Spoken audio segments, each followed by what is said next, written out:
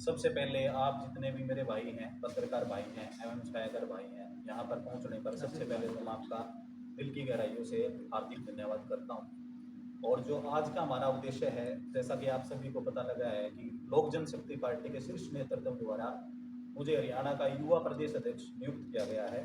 उस संबंध में जो है आप सभी भाइयों को यहाँ पर मैंने जो है बुलाया है। और आप सभी को जानकर जो है बहुत खुशी होगी कि आज से पहले पार्टी ने रामविलास पार्टी जो है लोक जनशक्ति पार्टी रामविलास जी की पार्टी है, जो पहले केंद्र मंत्री भी रहे हैं, उन्होंने आज तक पूरे हरियाणा में किसी को भी इतनी बड़ी जिम्मेदारी नहीं दी। और जो हमारे राष्ट्रीय अध्यक्ष जी हैं चिराग पासवान जी एवं राष्ट्रीय युवा अध्यक्ष प्रणब कुमार जी, उन्होंने भी पार्टी के बारे में हमारे मतलब हरियाणा के अंदर बहुत विस्तार रूप से सोचा, उसके बाद हमारे मेरे को जो है ये जिम्मेदारी दी है। और मैं आप सभी को एक चीज़ और बताना चाहूँगा, जो लोक जनशक्ति पार्टी है इसके अंदर जो मोस्टली लोग हैं वो युवा ज़्यादा है। जैसे कि आपने सभी देखा होगा, हमारे राष्ट्रीय अध्यक्ष है चिराग पासवान जी हैं, प्रणब कुमार जी हैं, और भी काफ़ी अन्य साथी हैं जो कि लोक जनशक्ति पार्टी के द्वारा जुड़े हुए हैं।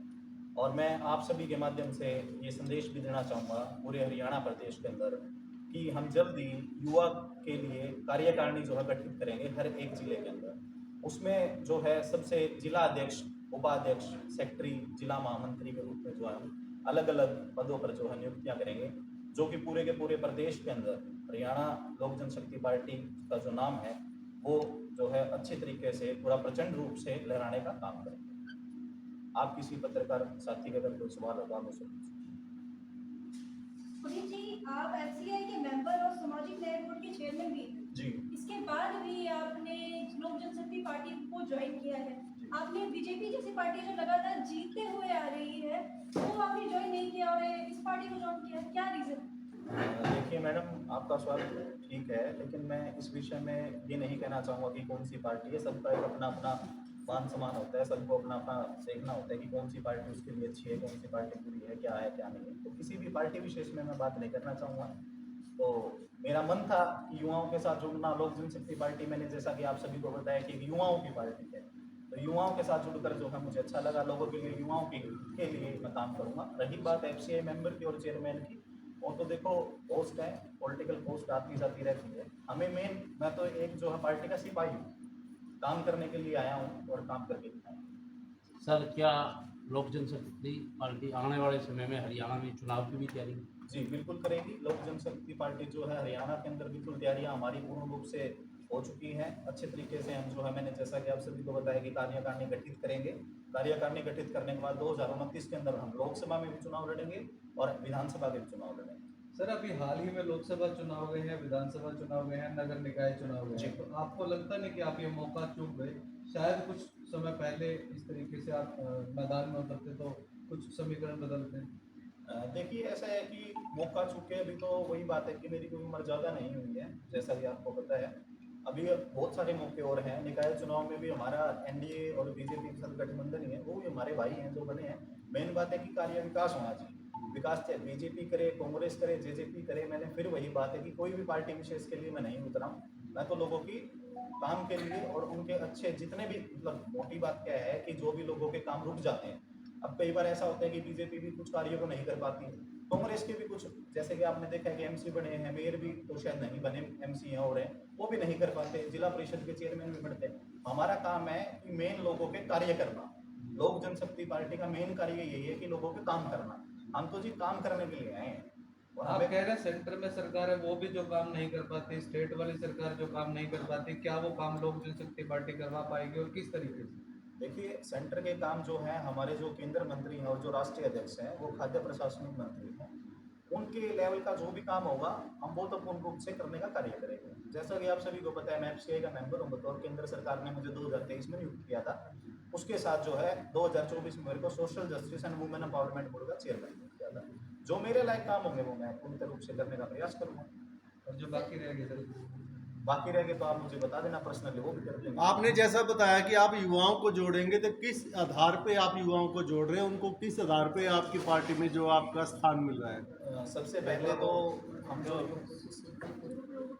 एक टोल फ्री नंबर दिया जाएगा। उनकी किसी भी सरकार से संबंधित समस्या है, पर्सनली तौर से समस्या है, वो उस पोर्टल पे जो अपनी समस्या को अपलोड करेंगे, उसी में हम जो है युवाओं को जोड़ने का कार्य करेंगे और जिनकी जितनी भी समस्या होगी उनको निपटाने का काम करेंगे। पुनीत जी, लोक जनशक्ति पार्टी की अगर बात करें तो ये गठबंधन के साथ ही हमेशा सत्ता में आई है, तो क्या हरियाणा में भी गठबंधन के साथ ही ये पार्टी आएगी? देखिए, वो तो समय बताएगा कि क्या होगा क्या नहीं होगा।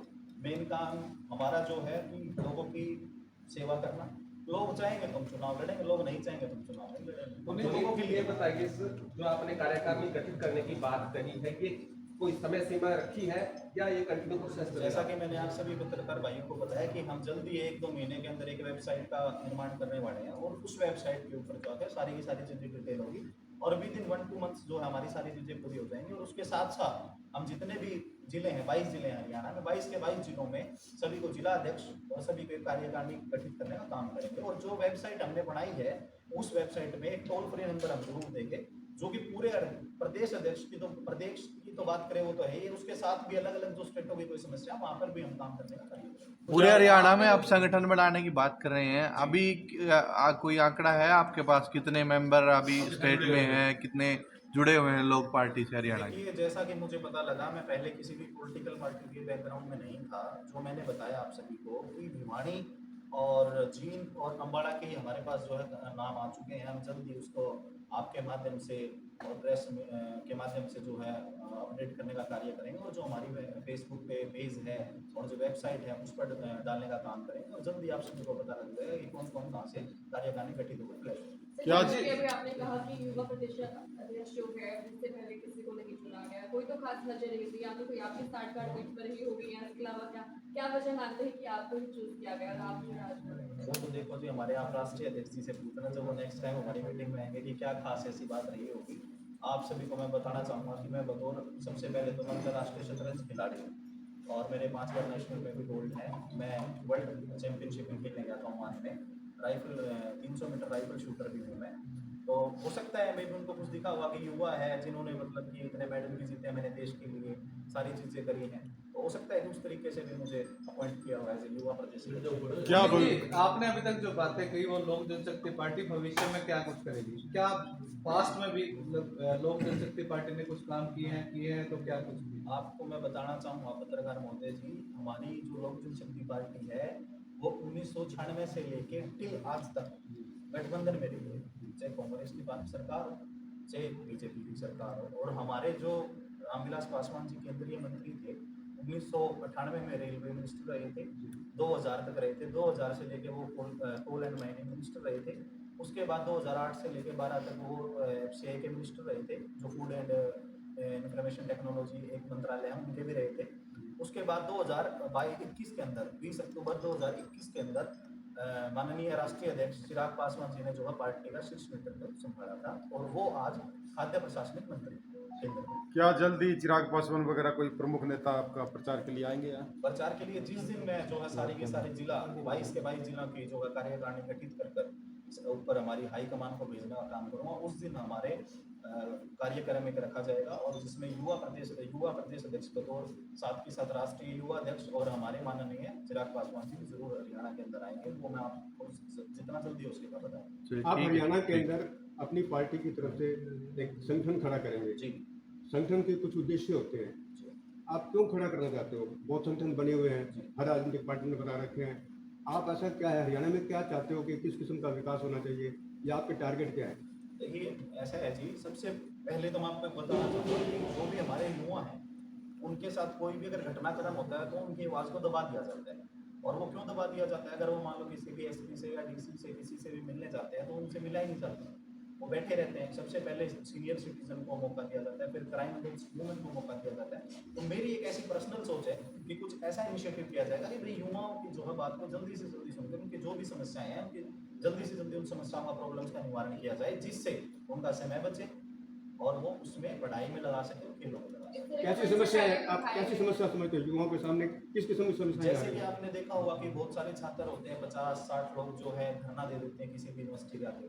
तो हम चाहेंगे कि हमारे होते हुए हमारे लोक जनशक्ति पार्टी के कार्य होते हैं ऐसे धरने प्रदर्शन ना किए जाए और आपने कई बार देखा है कि कुछ एग्जाम्स में भी कुछ इश्यूज आ जाते हैं तो भी स्कूल बंद हो जाते हैं और चीज़ होती है, तो इस टाइप की चीज़ों को हम लेकर थोड़ा सा ज़्यादा सक्रिय रहेंगे ताकि कोई इशू ना हो। पुनीत जी, जिस तरीके से बताते हैं कांग्रेस पर ये आरोप लगता है कि कांग्रेस के आपस में ही फूट है उन लोगों के बीच में। अगर लोक जनशक्ति पार्टी की बात करें तो ये बहुत पुरानी पार्टी नहीं है और 2021 में ही ये पार्टी 2 पार्टियों में विभाजित हो गई। तो क्या इस तरीके का जो अलग होने का जो तरीका है, क्या इस तरीके से मजबूत पार्टी के तौर पर लोक जनशक्ति पार्टी को हरियाणा में देख सकते हैं?